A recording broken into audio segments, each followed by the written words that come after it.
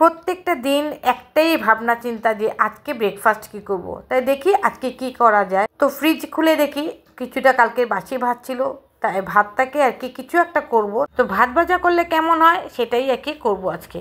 তো তাড়াতাড়ি করে আলু, পেঁয়াজ, লঙ্কা, টমেটো সব কেটে নিলাম। তারপরে কড়াইতে সাদা তেল গরম করে তার মধ্যে প্রথমে আলুটা দিলাম, তারপরে পেঁয়াজ, লঙ্কা, টমেটো সব একে একে করে দিয়ে দিলাম। তার মধ্যে সামান্য পরিমাণে নুন দিলাম। তারপরে একটা ডিম ফেটে নিয়ে সেই ডিমটাকে ঝুড়ি টাইপের করে নিলাম। আলাদা করে করলাম না, ওই তেলের মধ্যে দিয়ে কি করে নিলাম।